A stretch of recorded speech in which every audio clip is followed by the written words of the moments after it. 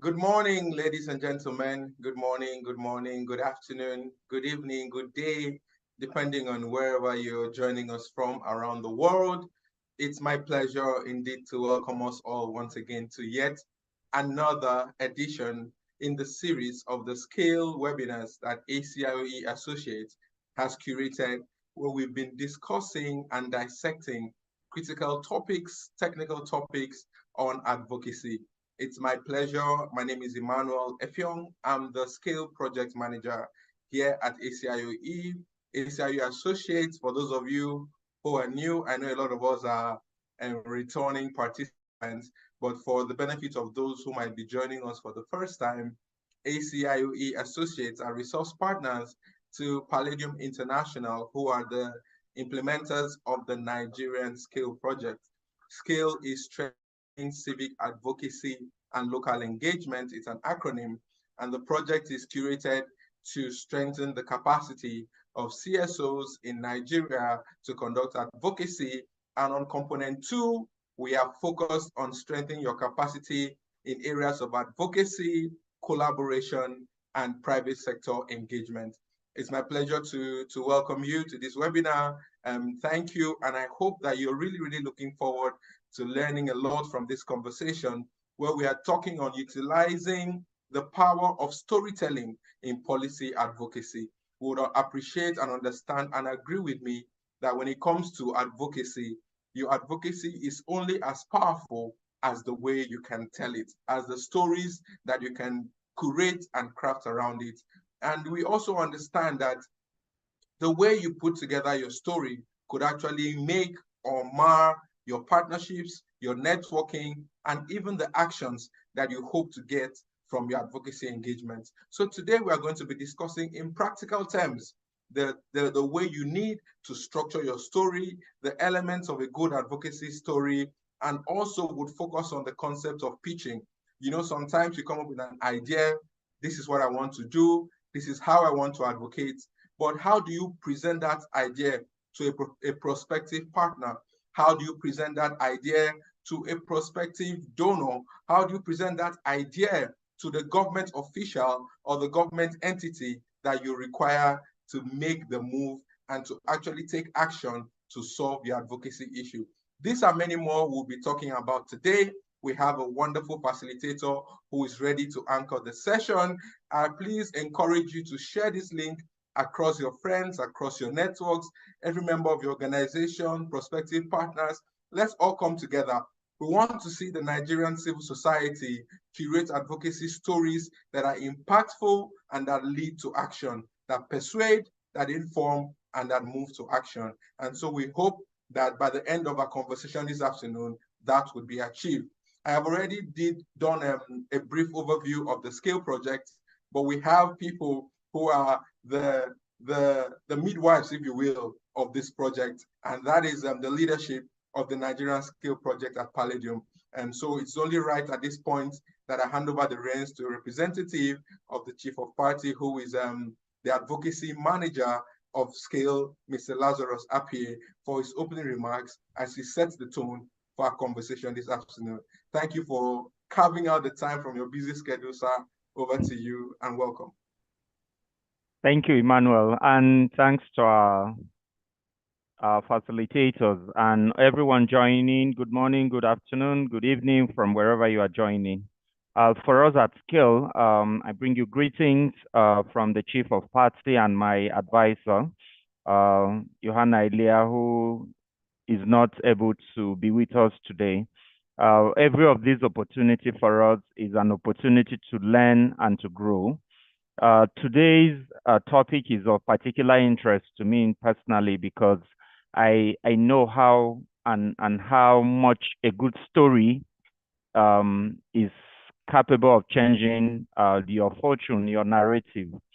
So today the subject matter of storytelling, I welcome it. I encourage everyone to follow aptly the conversations and draw some good learning from it. I know that we all can make very viable changes in our spaces if we tell good stories. And just on that, someone yesterday mentioned that how do we start telling children story? We always have the exact same way. We say once upon a time. And if you pay very close attention, once you open a story with once upon a time, you see children leaning. Everyone stops making noise. Everyone pays attention. Why? Because of the power of storytelling. It captivates the imagination. It triggers the imagination. It empowers the imagination. And with that kind of imagination, there is no limit to what we can do. So I welcome you all, and I thank our panelists very dearly for making our time to share with us this useful insight. I will stop at this point. Over to you, Emmanuel. Thank you. Thank you so much. That has indeed set the tone, right? Captivating the attention once upon a time. I remember would all respond time, right? So I hope our panelists and our participants are really ready as we engage in this conversation. I see a lot of us already doing the needful, introducing ourselves in the comment section. Our good friend McDonald, it's good to see you again. Bernard, you're welcome. Dorcas, thank you for joining us. Ajayi Olushola from Ilorin, thank you for being with us. Deborah from the Debbie Kanwa Foundation, it's nice to have you with us. Ejura Adama, thank you so much. You're joining us from Abuja. So thank you so much, everyone. Can see you. We're excited. So let's take it further beyond just introducing our names, right? This is also always a good opportunity to network. So let us know a bit of the organization you're joining on behalf of, where you work, and what thematic areas that you're working on. Who knows, you might as well see someone that you can create a good story together by the end of this webinar. Thank you so much, Regina Udor from Other Paper. It's lovely having you here. Please keep it coming, and we welcome all of you. The stage has been set, but we also want to know in quite empirical terms the impact that this webinar is going to have on us. And so we want to gauge the expectations that all our wonderful participants have for the session today. And to do that, we're going to be projecting our pre-webinar poll. At this point is a brief 4-question poll. Please just take out the time to attempt each of the questions so that we know exactly the prospective and the expected outcome that you want to see from this webinar. Is brief, it's just 4 questions, and I'll just encourage each and every one of us on the webinar, on the poll right now, to attempt it. The first question is, have you previously attended a webinar on this topic? Let's know. Have you been engaged in conversations around storytelling, or is this the first time, right? How relevant is this topic to you? The fact that you're here already speaks to the relevance, but let's know exactly how relevant it is to you. Would like to understand what it is you hope to get from this outcome. How do you think this would improve you and the work you do as an advocate? And then again, what are your expectations? You came here this afternoon, this morning, this evening, you're making out the time. We understand, especially to development workers, the value of time. So the fact that you're here is not because you don't have something else you could have done, is because you think that this is valuable. Let us know exactly what you expect to get so that we can work towards ensuring that those expectations are met. Mark Hamaza, thank you for coming. Itoro Umoren from Uyo, it's good to have you. La Ya Ndam from the Advocacy for Justice Rights from Jos, thank you so much for being with us. Maimuna Shraibu joining us from Kanu, it's a pleasure to have you. Mark is the Senior Communications Officer of Yaga Africa. Thank you, Mark, for joining us. Indeed, I think this conversation is right up your alley as a communications person. So please, let's all attempt the poll, and we hope to get at least 80 to 100% participation in the poll so that we can proceed. And at the same time, we also expect a lot more people to join us as we proceed with the webinar. So please just take our time to attempt the poll.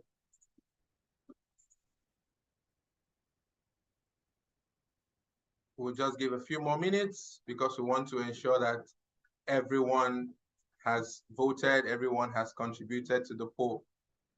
I think we'll just leave 2 more minutes to that effect. so that nobody is left behind. Please do us the honor, do us the privilege of knowing exactly what your expectations are. Welcome, Antonia Onda from Yaga Africa as well, Senior Program Officer. It's good to have you with us. McDonald's, there are 4 questions. The last question speaks to expectation. Maybe you just scroll down the poll and you would see the last question. Or Tene Oguche. I always like introducing people. It gives me a chance to sample a lot of interesting names that we have in Nigeria. Wash specialist from Kaduna. Thank you for being with us today. Please take some time out to vote on the poll before we proceed. I think we'll just give them 1 more minute for that.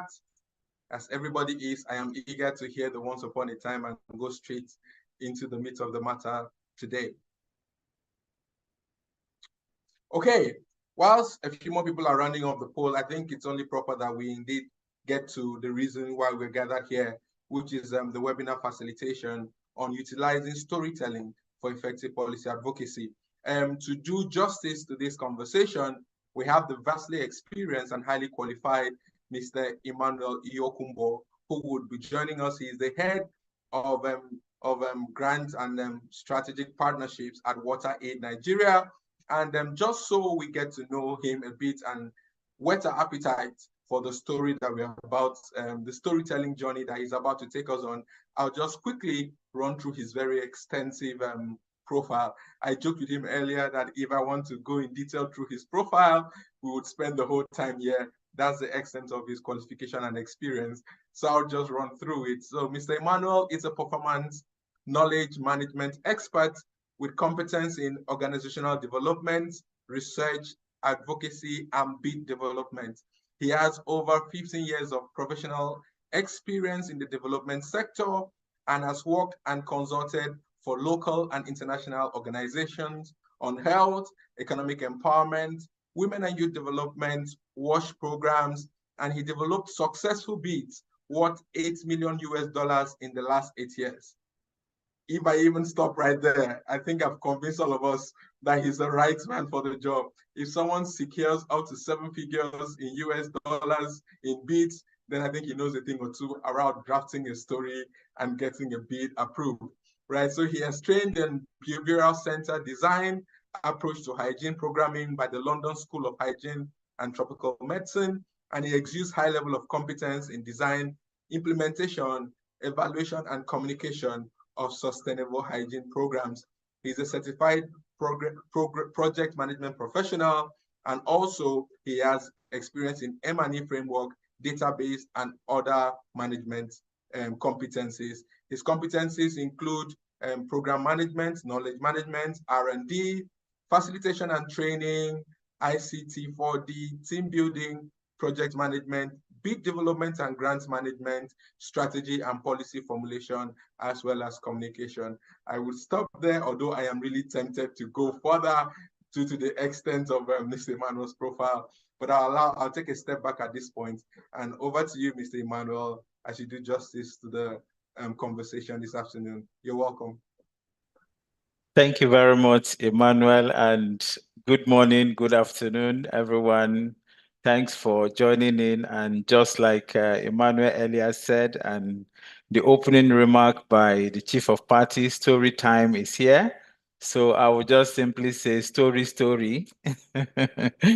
Yeah, so it's really a pleasure having to really discuss issues that are critical to development this morning. And just like Emmanuel, my namesake, introduced, we will be talking about really seeing how we utilize the power of storytelling for policy advocacy campaigns. I mean, you have a lot of stories. We have lots of experiences. So what do we utilize the power of storytelling to achieve what we intend to achieve? So the expectation really for us in the next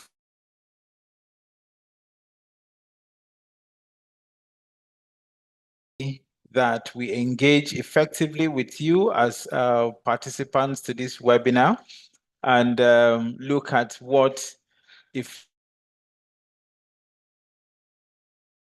in policy advocacy, in trying to push through all that you are doing in your respective capacities as either individuals in the sector, as individuals in development, and individuals in your respective organization. So just give me a moment and we will get started. So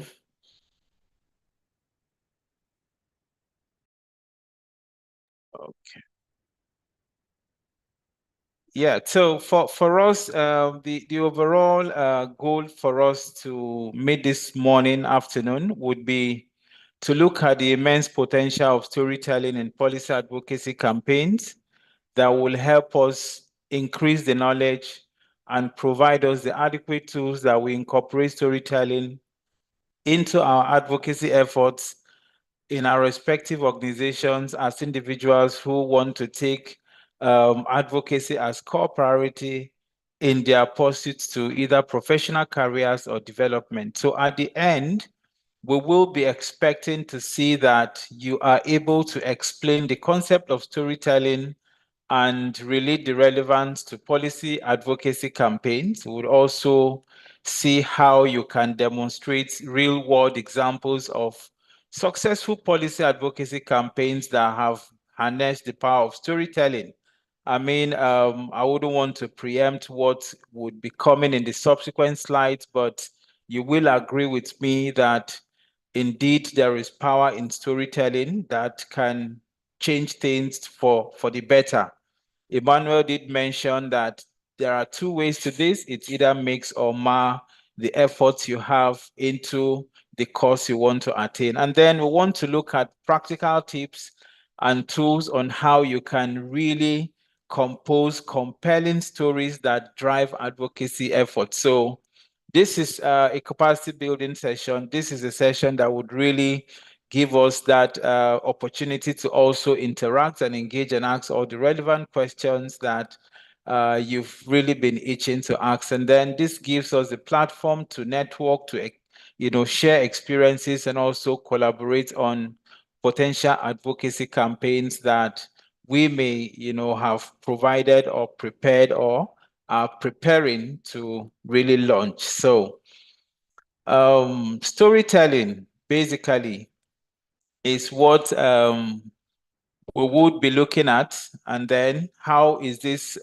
demonstrated into the aspects of policy advocacy. So in a very basic explanation to storytelling, you could see the picture on the right, and this depicts what clearly has been the norm traditionally, because this is a way of human communication that has been, with us over the ages, transcending cultures and generations.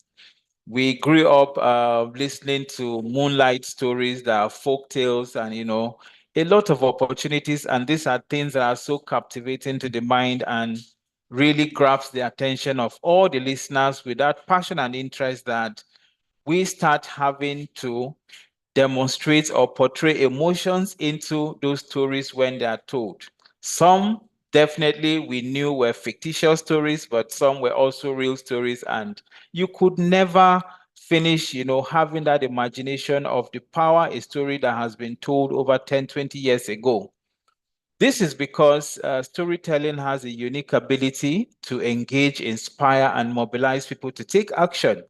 So why are we now making reference to forefathers? Why are we making reference to certain key issues that are helping to shape our lives, are helping to shape our career paths, are helping to also lead us into the trajectory of our professional development? This was as a result of an inspiration we got through storytelling. So quite a lot of benefits, when we tell stories. So in the realm of policy advocacy, the art of storytelling can really be a powerful tool to convey messages, to influence decision makers, to really make a change. So we look at advocacy in its sense. Good to see that we have quite a large number of advocacy experts in the room. And we just know that advocacy in its very simplest form is simply speaking truth to power.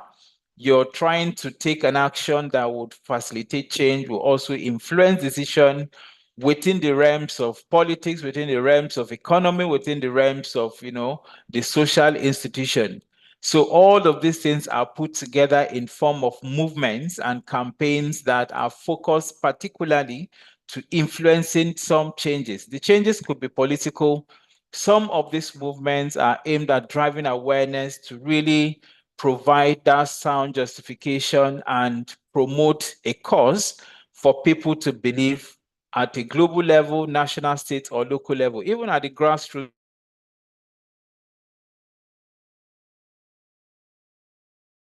It depends on who is running the advocacy. At the grassroots level, we have different activists. We also have lobbyists, but the entire goal is really to compel change.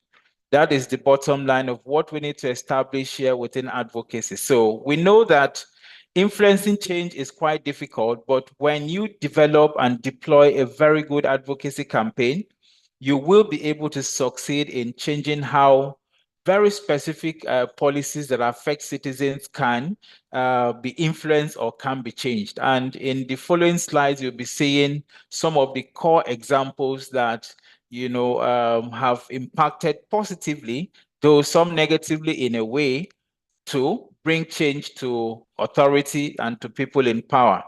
When you have advocacy campaigns that are successful, they have the potential to really impact the lives of people and encourage decision makers, encourage parliamentarians, politicians to really listen to the people they represent. So in a nutshell, we're seeing the power of, policy advocacy being achieved with the highest level of, attention because of engagements that are being, done through storytelling.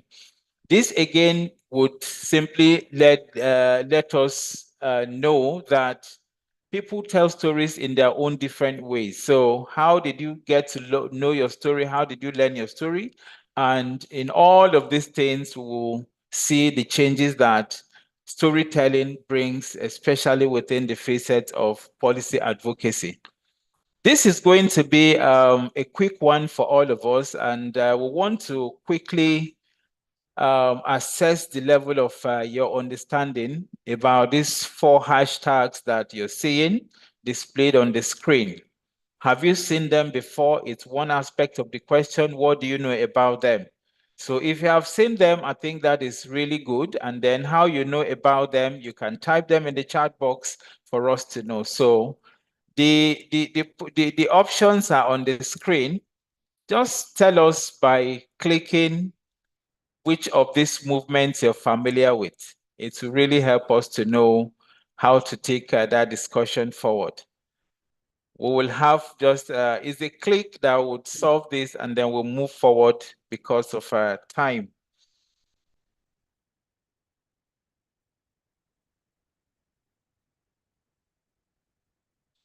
Okay, that's good. I can see people typing in. If you want to provide more context to the choice of your selection, you can use the chat box.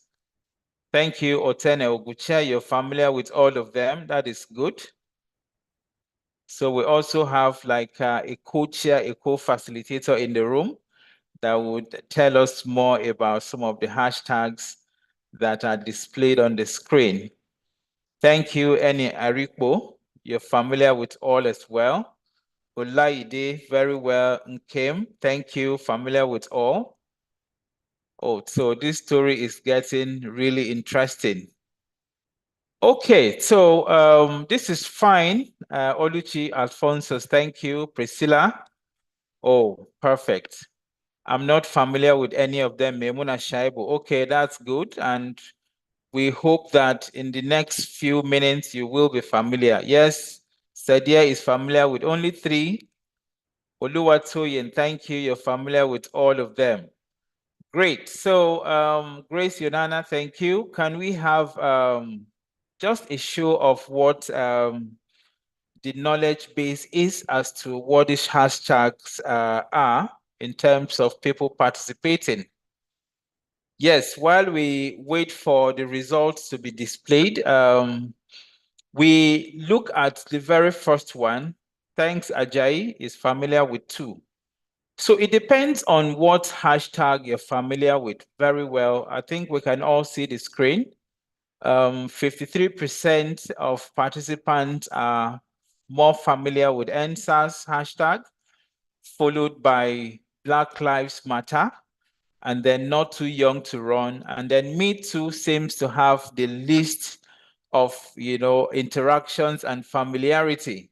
So this means that there are so many campaigns out there that possibly we've not been able to either come across with, or the stories have not been told in a manner that we will resonate with them effectively. So this is it. We will continue our discussion. So on this hashtags, we will just quickly go through them one after the other. Black Lives Matter seems to rank second in the poll on the level of understanding and interaction with this campaign. So we know that this movement has been a movement that began way back in 2013. And it was just simply because someone who had, shot a teenager dead was, acquitted. And that brought about long, display of protest, and became street demonstration where people came out to say, why should that be? It is not fair. And then this gained momentum when we saw that a lot of more African Americans, most especially, were killed, and then no one said anything about them. And of course, the one that really gained more traction within the period was the George Floyd incident, where this came into limelight. But before then, this had lots of prominence, and people resonated with this. And it was just this very simple thing of having a hashtag Black Lives Matter. 10 years later, we have seen that this campaign has transformed a lot of things, from contributing to ending racism, contributing to people taking actions in terms of workplaces, in terms of so many policy changes, and also institutional changes. In the US, for instance, police have undergone reforms, for instance, banning the use of chokeholds, where they use chokeholds to pin people down to the ground in form of arrest that eventually leads to their death. There are also in the education sector, where children are treated with equality, not really having to discriminate because of racial backgrounds or racial lines. So the racial gaps have really been closed, and there are great reforms. Back in Nigeria here, where we have issues of Black Lives Matter, the campaign has also gained momentum in Nigeria, where in job recruitment advert, you're saying that, okay, we do not discriminate when we're hiring or recruiting people, irrespective of your religion, your background, or your race. And then even in job placement, you see people in the north, people, from the global south, all converging at a point and then having those discussions. So this has really stemmed a lot of changes that have resonated with people's consciousness, and it is really occasioned by the story these people were able to mobilize and tell about ending racism, and focusing mostly about how we can, get the lives of people really mattering. On the next one, which is really around the Me Too campaign, this happened to really take a very low cognizance in terms of recognition.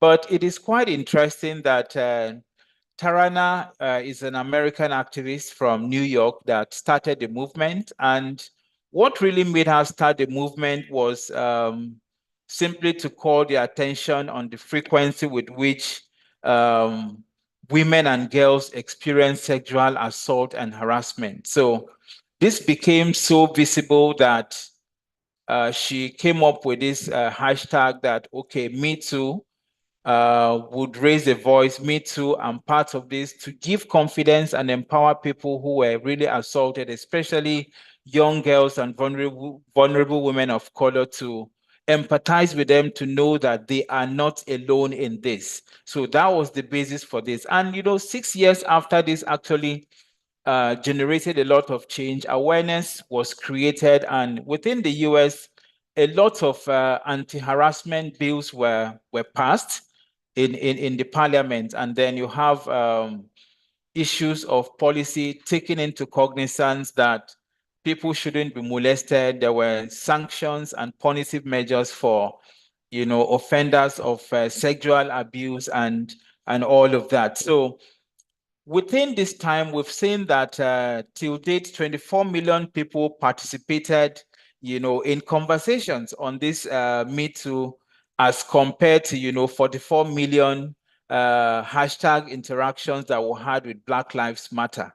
So if you look at the statistics on engagement, really, you'll see that these messages resonate so much with the people that a lot begin to, incline to them and pursue the cause. And this is why, for me to have the Nigerian version called Arewa Me Too. This was really created by the activist Fakiria Hashim, which was really demonstrated as a result of giving out voice to speak against sexual abuse and all forms of violence, including child marriage in northern parts of Nigeria. So this campaign is there. You can, search the hashtag and see that a lot has happened. And of course, this has really generated a lot of discussions, even within the religious, the political elites, to see the extent to which they would be able to curtail all of this. And we've seen some changes where intervention programs have come into northern Nigeria by different stakeholders, especially within ending, sexual and gender-based violence, and all of these other investments done in contribution to this. So this again is the way Fakiria Hashim told her story in support, in solidarity with, women and young girls who are vulnerable in northern part of Nigeria that suffer, sexual assault. And then the most interesting one, the Not Too Young to Run bill. Of course, this gives us confidence, because we're still in the political era of, new transitioning government.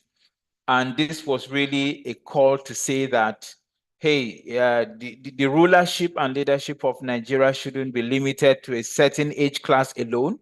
And there was, the pursuit to influence government to make a change in the provisions for age limits for people to vie into political positions. We saw really great push, on this, and that motivated lots of youth to go into politics. So the age reduction bill basically was pushed to have a constitutional amendment. And of course, we know that a lot happened from 2016 until the advocacy meeting with the then Vice President, Professor Yemi Osibanjo, who hosted the team of advocates that came to really engage to persuade the then President, General Muhammad Buhari, retired, to assent to the bill. And fortunately, we saw that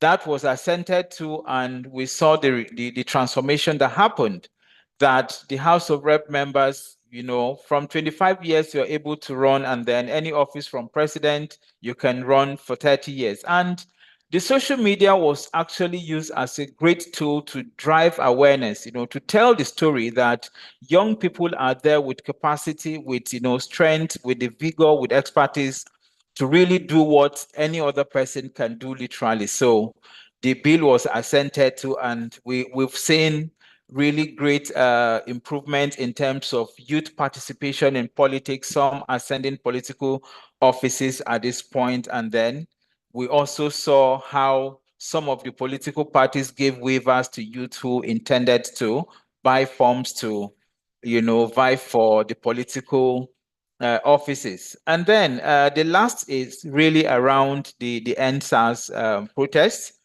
The NSAS has the hashtag, hash NSAS, excuse me. And this is a story that, I mean, looks or portrays like two phases. One would be the aspect of looking at it from a humanitarian bit, the emotional bit, the face of, humanity, the face of people counting losses. And then you're also looking at one other phase in terms of the authority and right of, the state, the government in their own right as institution, having to deal with, a lot of issues. But in this, two things became very clear: that the youth or people who were behind the brains of forming this movement identified and spotted very specific things, that there were illegal arrests, there were illegal detention, there was police brutality and against innocent citizens. And those things were really not in line with the Constitution, and they violated fundamental human rights. So the only way to communicate to government to say that this was not really ideal was to create this hashtag, this movement, to say that please end police brutality, and we had the NSAS. No wonder this resonates with a lot of us in the room, having 53 to 55% of attention more on this particular advocacy campaign. So what really happened? Does this really bring any change? Did it resonate with the government to effect some changes? Because the resultant of any policy advocacy campaign, or any campaign generally, is to stimulate change. So what change did we see in all of these things? Yes, the government on their part have set judicial commission to end SARS. They've inaugurated that, they've tried, they've prosecuted, they've even paid some compensation. There are still litigating, there are public hearings, and people are now able to communicate police brutality through social media, through other means, and we're seeing actions being taken, to a greater extent. So that is the power of, storytelling. It is not convening people to say, this is the way to go. This goes into a different approach of, utilizing different media to engage and then build a movement towards policy change. So these are basically the key examples that we can relate with, that actually demonstrate the impact of how storytelling has been able to provide the required change. Now to us as advocates, now to us as people in development, how do you put up your own advocacy story? How do you tell your story that will resonate with people, that people can now incline to your story, relate it to them? And of course, for everything that a story compels you to, you have this human attachment to it that is pulls you into taking action. So three key things are really important when you are crafting your advocacy story. And it is just demonstrated, you see, by the cycle having, 3 or 2 inner cycles in them, that the main thing, which is the main driver that forms the nucleus of your advocacy story, is to first identify the medium on how you want to reach your audience. And it is simply illustrated as pick a vehicle. The mode of transportation, the mode to which you're going to be conveying your story, is very important. And to some, they utilize social media posts, to some, they do blogs, to some, they do videos, to some, they meet with decision makers, to some, they send letters, to some, they have definitely other so many engagements or platforms or media to which they engage. But the fundamental thing is for you to understand your audience and identify the media through which you will reach your audience. It is very important for you to do that in drafting your advocacy story as the very first step. The next one is really to engage the heart and the head. This is figuratively expressed to know that most messages resonate with people's hearts. So In communications, there is something they call the human angle story. So when you talk about the human angle story, you're looking at stories that really portray the emotions, portray the feelings, portray, the generality of a human being. So when you attach human angle stories into an issue that you're taking a course to pursue, people resonate with it faster compared to if the stories were just told ordinarily, off the streets or off the book. So your advocacy messages need to really touch the hearts of people. And you're doing this through sharing of stories, through personal experiences. All the hashtags we've spoken about in the previous slides, people narrated their audio. The people who were sexually assaulted, who were exploited, the youth who were harassed, who were brutalized by police, they all came out to give testimonies. And people aligned with these testimonies and empathized. And that was really the push that people now came out in mass to protest and also see a change. The most recent one that, created a lot of heat in a couple of months that just passed was the justice for Mohbad and so many other justices. So why are we crafting all of these things? It is really to resonate, tell a story that people can align and, really associate with so that they are also able to support. And then when you look at your engagement, you're presenting facts and figures with data that is unarguably, correct.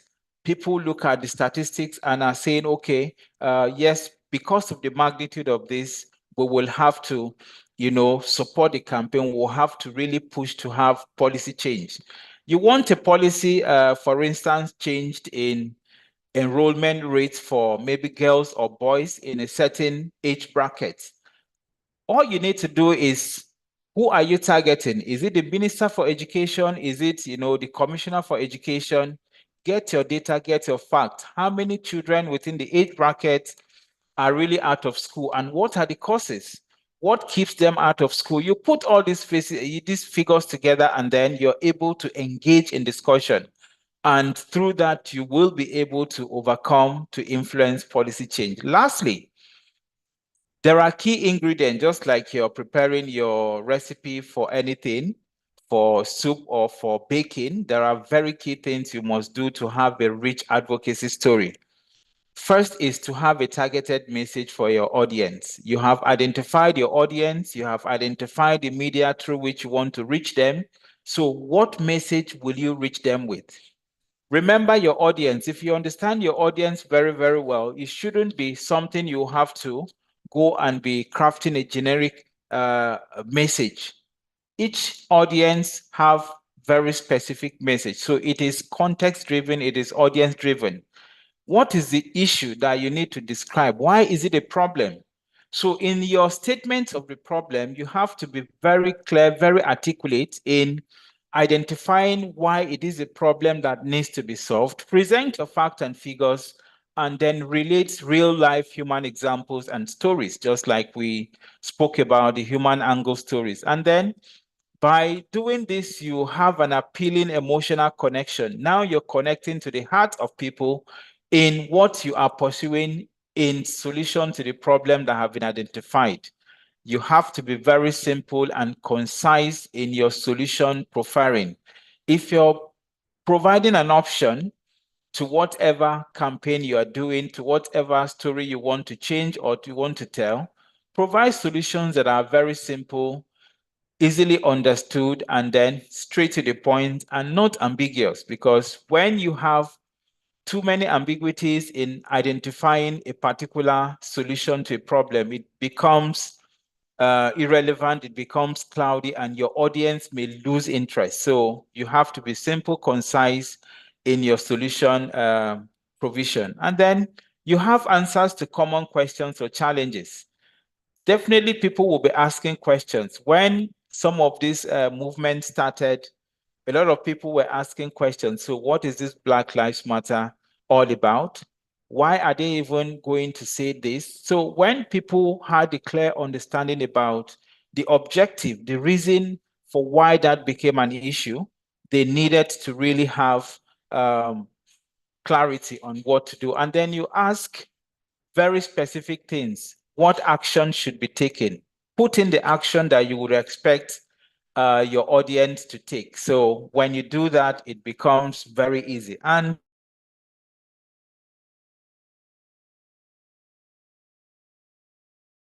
telling our advocacy story within 7 basic steps. These are just like very key steps I have explained in the previous slide, that you have to tailor your story to the audience. Just as reminders, I've said that your message should really be tailored to the person to whom you are speaking with. So you identified different category of audiences. Your message should resonate that.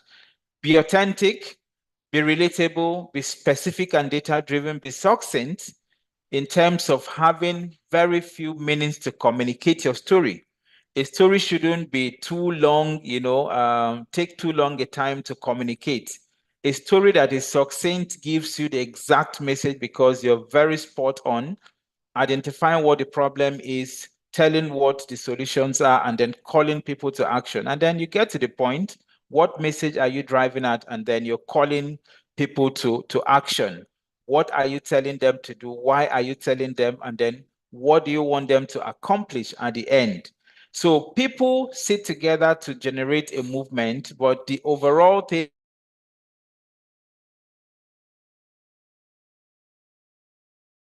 this the objectives of that movement and key into it and align to it. And before you know, it grows beyond the boundaries. But it is very, very critical that you establish your boundaries when we set. So for you to do your advocacy story effectively, there is a strategy called the elevator pitching. Just like you are going into a third floor and you met someone of great influence in the elevator and you need to really pitch something, you need to advocate for a change. What do? That entire process of communication to sell your idea, to convince that person, is called an elevator pitch. A very simple scenario. The way situations are in Nigeria now, you have 30 seconds in an elevator with the president of Nigeria. What will you want to tell the president to change, considering all that is happening? It is a big thing. You won't even, have that opportunity ever again. You have that singular opportunity of a lifetime.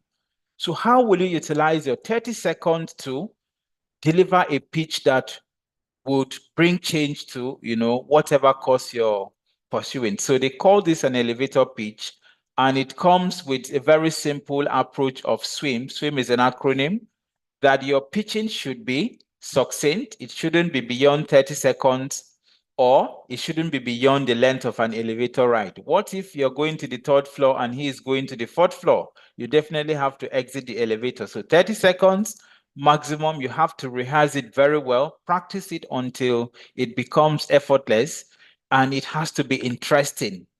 What makes a story captivating is the interest. It has to be interesting, bringing real life example, bringing in data to add to the interest. So what motivates the president?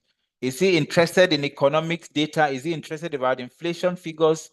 Bring all of these things and then discuss within your 30 seconds and make it memorable by explaining what you do, who you serve, and your impact. By this, you're leaving a memory that he will remember to say, I met this person, this is where he is from, this is what they are up to, look out for him or her, and then you have been able to attain that level of pitch by engaging effectively to pass across a message.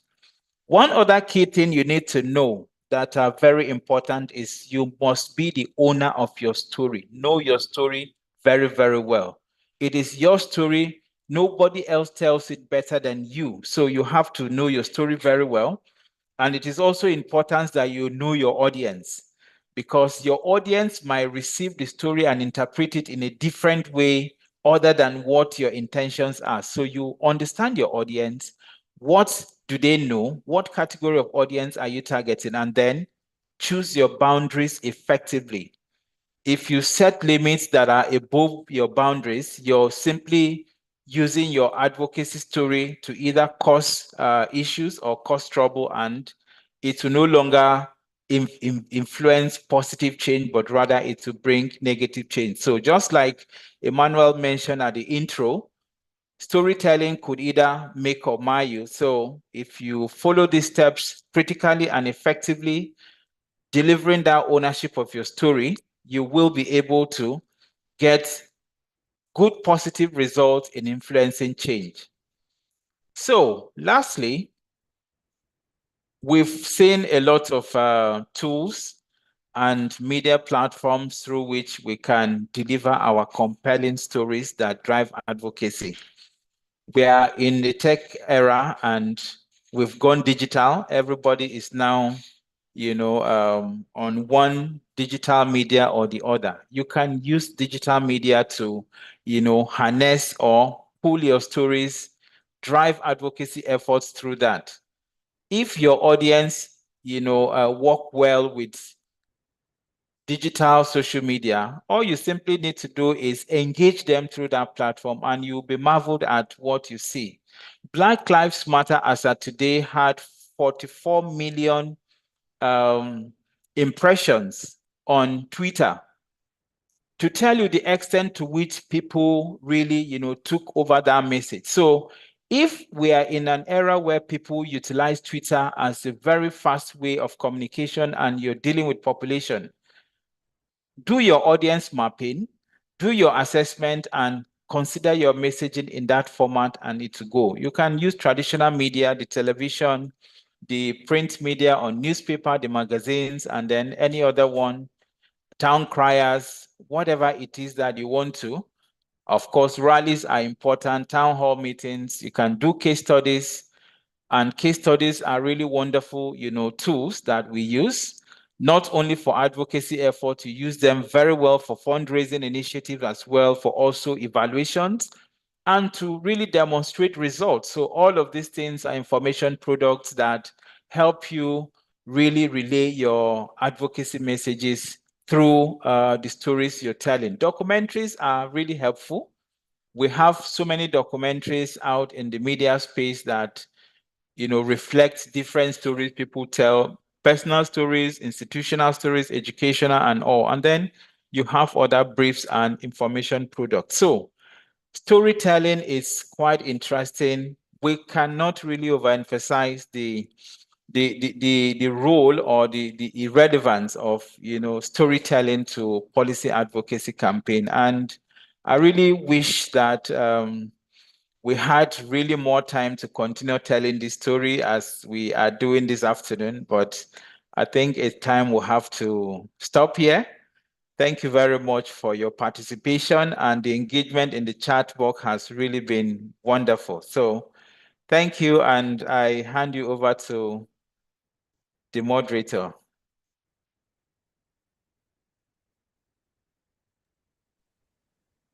Wow, at the danger of sounding like an ambulance, I would go wow, wow, wow again. Thank you so much, Mr. Emmanuel, for doing justice, beyond justice, to the webinar. You can see the comments, the reactions, rounds of applause are going round by the participants, engagement in the comment section, and that was really, really insightful. I'm going to throw a challenge to the participants. I really want to gauge how many people are really paying attention, because what really stuck out to me was the SWIM acronym for pitching. So even if the first participant that can accurately put in the chat box the meaning for the SWIM acronym is going to get a gift from me. So let's see the first person that would accurately remember what the S, W, I, and M stands for in the SWIM acronym for the pitching. Please, I hope the people at the back end are looking at the comment section. Let me know the first person that gets that right. And so before we proceed further into the question and answer section, that's what we have next. And we can see a lot of questions in the comment sections. I have some questions of my own. But before we go into that, I would just like to intimate all of us to the fact that ACIOE has one more webinar coming up to round up the year. right? We have been putting together a series of webinars, and this is the 10th that we've had in the series. We have the 11th coming up in December. And for those of us who were here at the top of the hour, I mentioned the meaning of the SCALE acronym, right? The L and E in the SCALE acronym stands for local engagement. So we spent a lot of time strengthening our capacity in advocacy, and now we want to wrap it all up by speaking to the local engagement aspect of it. It's nice to have all this theory, have this idea, have this knowledge, but you also need to engage with private sector entities, especially those locally, to begin to consolidate on the gains that we're making. And so on the 14th of December, we're going to be bringing across to us another webinar on the very interesting topic, understanding effective private sector engagement for policy advocacy. So you have this idea, you have your advocacy as how do we engage the private sector to ensure that you get their buy-in, you get their support, you get their funding, if that is what you're looking for, you get their resources to be able to effectively execute your advocacy as. That's what we're discussing on Thursday, December the 14th. I have covered the speaker because I want that to be a grand reveal, just like we had Mr. Emmanuel do fantastic. We'll have another brilliant facilitator with us on the 14th of December. So please keep a date with us. We're going to be sharing the registrations link. Look forward to that. Register, and we'll gather again to end the year on a fantastic note as we discuss understanding effective private sector. Thank you very much for that. That's just for us to take note of. Before we proceed into the Q&A, if the facilitators and others on the back end would, I'll crave your indulgence to please turn on your cameras so that we have the virtual equivalent of a group photograph.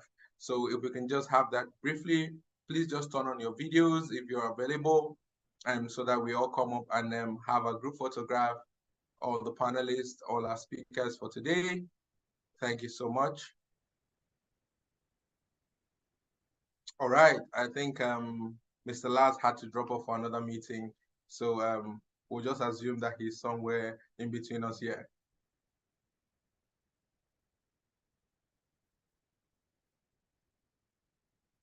We're all posing. Nice. Okay, thank you so much, everyone. And the reason why these two gentlemen are still here with us, Henry, please, you're still with us, so please turn on your video and come back. We're about to go into the Q&A section, and would not want to burden Mr. Emmanuel with having to answer all the questions. Henry is ACIU's M&E lead on the SCALE project, so he brings some context. You know, as an M&E person, what does storytelling mean? He'll bring some insight into that for us, and I'm also here to moderate the session as well. Going straight into the matter, the first question is from Vitrus from Rosanna Empowerment Foundation. He's happy to be here and he thanks us for the session. He has two questions. His first question is, how can storytelling be strategically employed to humanize policy issues and effectively engage policymakers, fostering a understanding of the real life impact of oh my God. You know, one interesting thing with advocates is we love to use our grammar a lot, right? So I think I just try to distill. Vitrus wants to understand, like, how do you use storytelling to put a human face to the issues that we're advocating for so that these policies can receive the response from policymakers and the communities affected. Mr. Emmanuel, I think you take a stab at that first. Okay, thank you. Thank you very much, Vitus from Rosanna Empowerment Foundation. Really great to have your question. So I will just reiterate and say that again. You have to do a lot of background, assessment to understand what the issue is. So you owning your story simply have to do with ensuring that you've done your background checks. What is the situation? You're talking about issues around the real life impact of proposed policies on individuals and communities. That is where you have, piloting, where you can possibly identify maybe the topical issue. What are you looking at specifically here in terms of humanizing policy? Do you want to have the policymakers strengthen the consultation process before policies are developed? So with that, you simply say that there is non-participation of citizens in policy making, in policy decision. So with this, you would push to have some level of comparison to say that this policy has been enacted or it has been developed, but it is not citizen friendly, it is not, people centric, because they were not consulted and policies are done. And you look at the impact, look at your statistics, look at the data, how has that impacted the lives of the community and the citizens because they are not, involved. Very topical example is on budget tracking. So not to belabor that because there are other questions. Budget tracking, analysis of budget is done, and then citizens who are budget advocates use that to engage the government to say, hey, in this budget cycle, youth were not consulted. What budget lines do you have for youth programs and all of that? So they're coming from the background of, evidence that there is data on that. So I think I will leave it at that. If we have any other perspective from some of the panelists to add to what has been said. Over to you, Emmanuel. Thank you. Henry, any one or two liners to add to that? Not at this moment. Okay, fantastic. Before we move on, I was wondering why there was suddenly a deluge of messages on the chat box. And I think that was because of the challenge that I put out. Nigerians always love to win their prizes. And so from the responses I've gotten, I think the very first person who got the acronym for swim correctly would be Ejura Adama by 11:55. So he or she, I don't know the gender, was the first person. So please we'll take note of Ejura and we'll reach out to Ejura with their award. So I appreciate every other person who took part in that mini challenge. So back to the Q&A. Second question from our good friend from REF.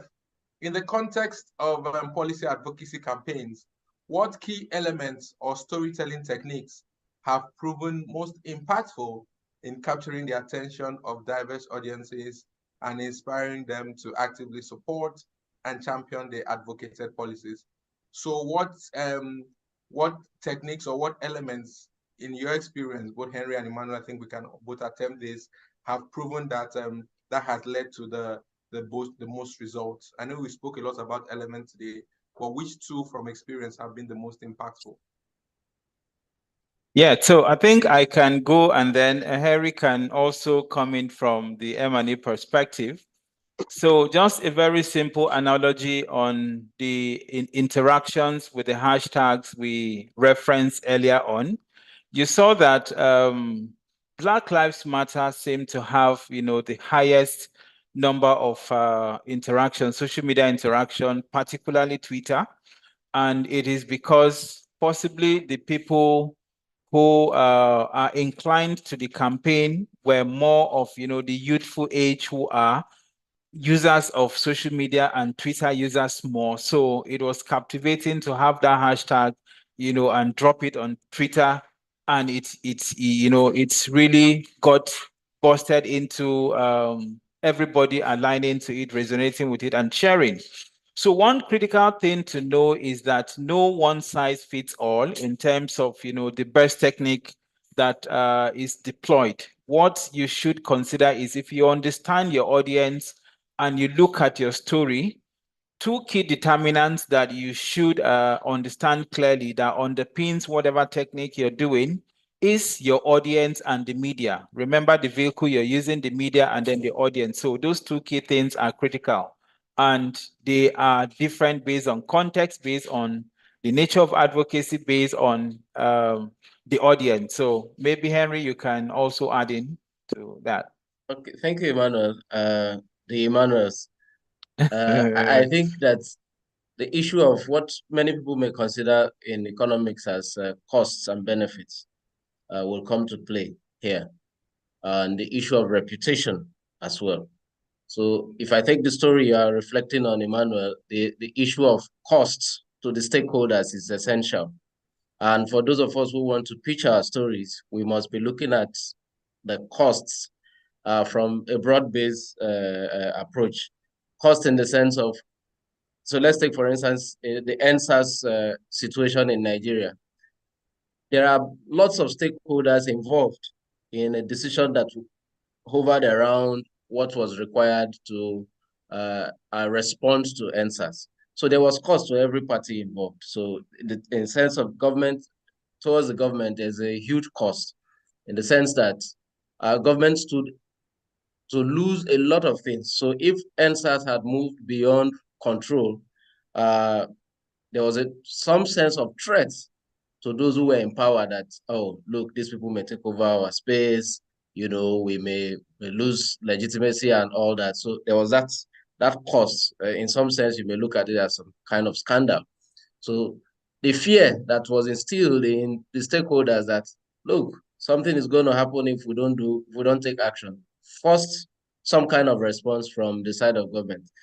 We may not want to go into the details of whether those actions taken were right or wrong, but the truth is that that movement had a response.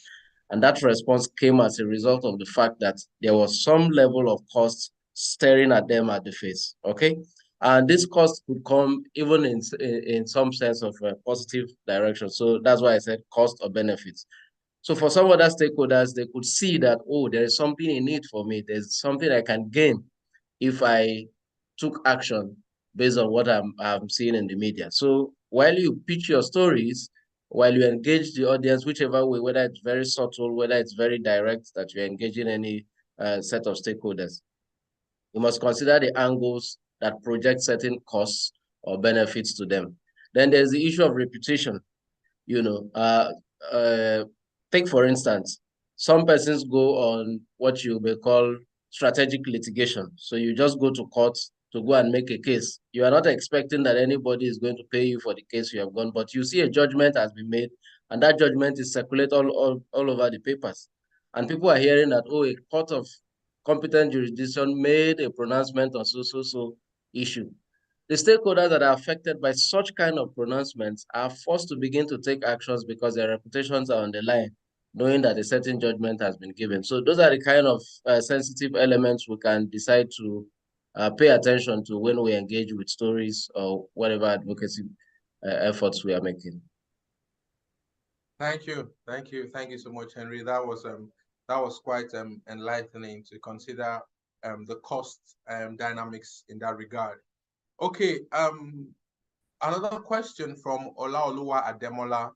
Having created a compelling story with all the tips given, what more steps does someone have to take to drive and that is gain traction for the hashtag? So you've done everything, you've followed all the steps, you have your hashtag, you followed the swim strategy, you considered all the 7 elements. What now do we do to ensure that this thing takes off? Because there are some movements, there are some hashtag campaigns that we see that don't always end up becoming this global phenomenon, if you will. So what differentiates the one that gets traction from the one that doesn't? Okay, thank you very much. That was a great question. I think before I come in, I saw a participant from Yaga Africa. It would be good to, respond to this from that perspective. I forgot to mention that, they were very instrumental to the not too young to run, yeah. So it would be good to hear their perspective into this. What learnings did we take from that? How did you get that movement spurred on and all? So I didn't get the name, sorry. Okay, that's Mark Amaza from Okay. Africa. Okay, so he wants me to repeat the question. Okay, yes, so, please, yeah. Mark, the question is, what separates a hashtag that gains traction from the one that doesn't? Having followed all the strategies of putting together a compelling story, what more do you need to do to ensure that your hashtag does gain the traction? And like Emmanuel said, you work in an organization that actually have a track record of gaining traction with your campaign. So maybe some insights. I don't know if we can bring you to the back end. I think while he can drop a message on the chat box, I guess. Yeah? Yeah, so Mark, you can drop a message in the chat Yeah. box. While And he's dropping that, the issue of legitimacy is very important. So for his kind of organization, for instance, they've gained a lot of legitimacy because people saw the results from what they have done. And why that is possible is because they were able to project the results that they were getting. So many of us are pitching for things that we want to see happen. A lot of times we do not tell the stories of the things we have succeeded in doing. So we should remember to always tell the stories of things that we have succeeded in doing. That way we are able to gain some form of legitimacy that, oh, we have seen track record.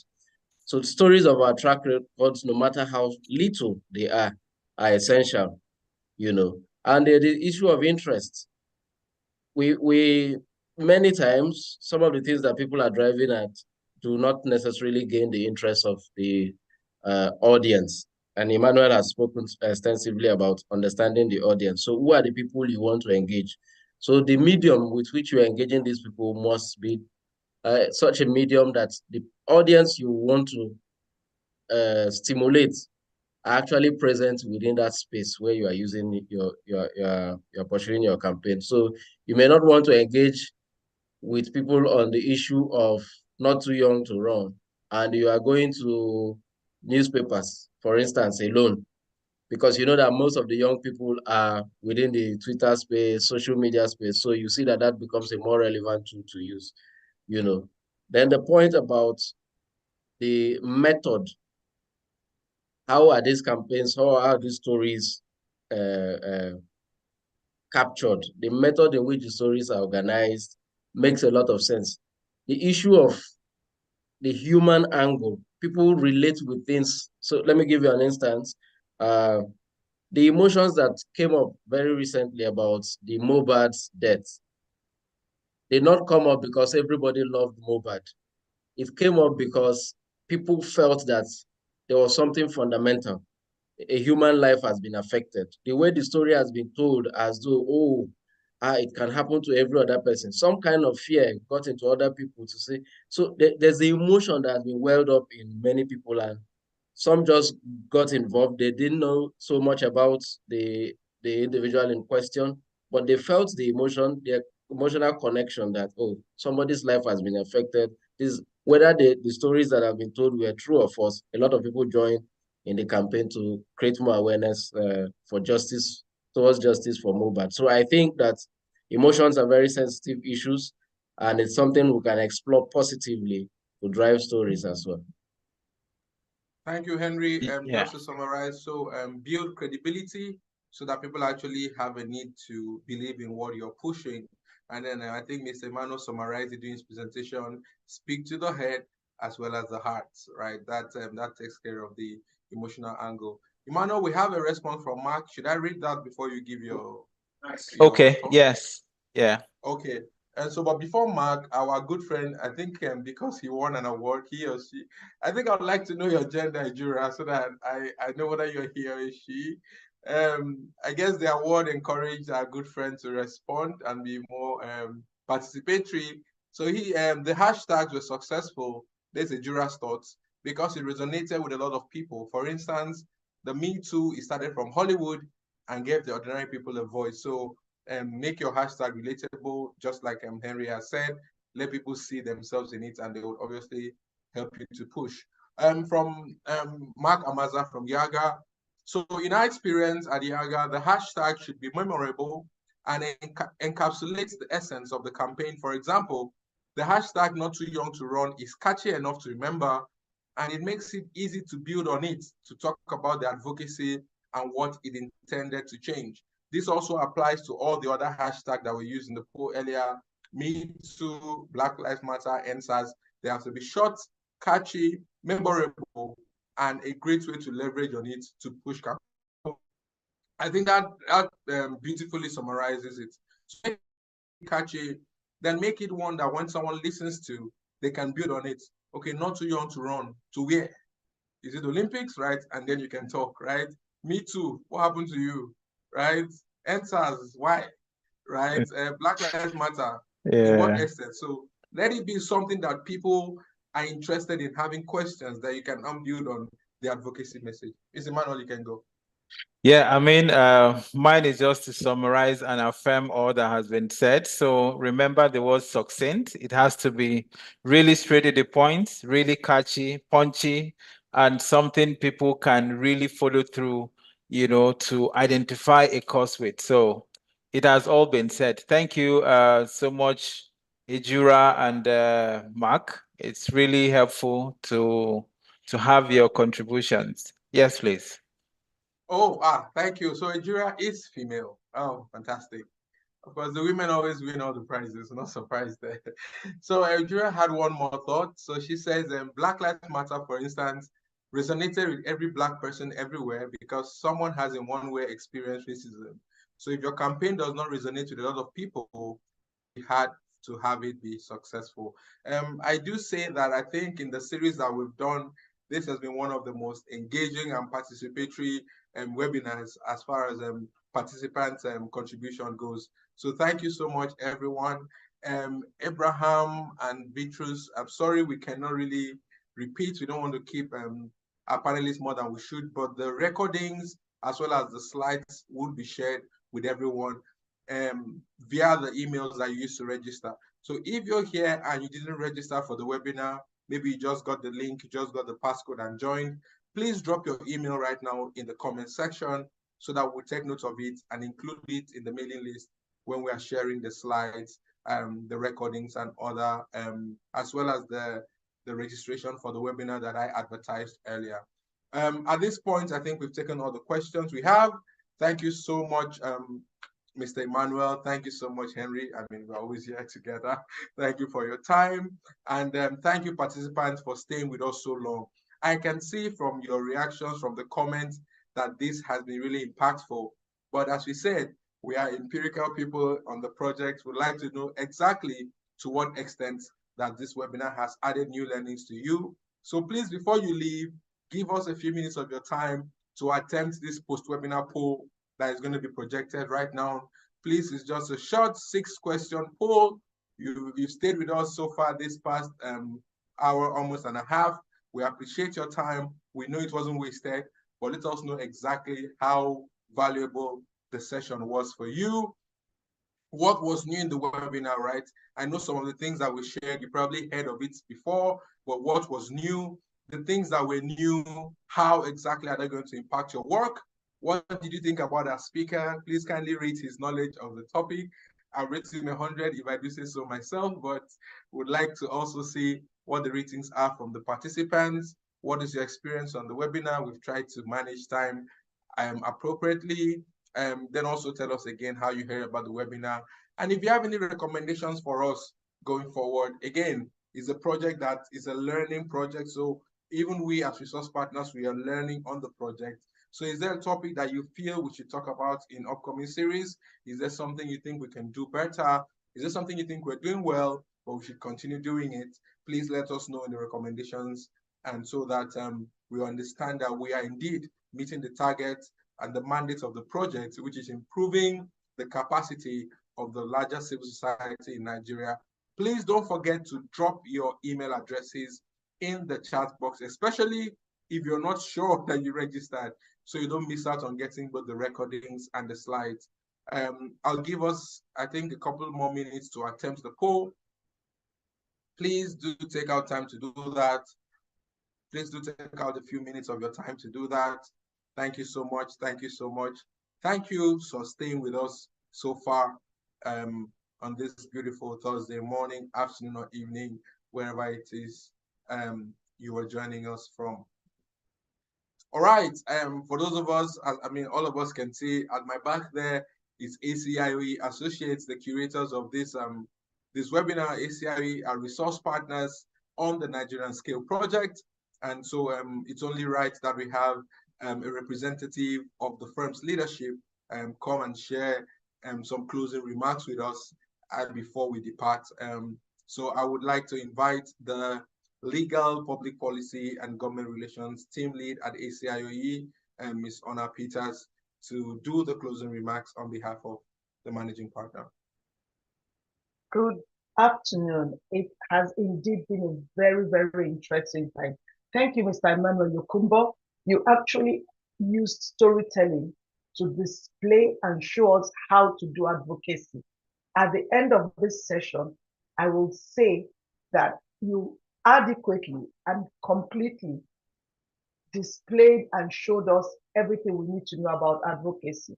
Thank you so very much, Mr. Emmanuel. You brought in your wealth of experience into this.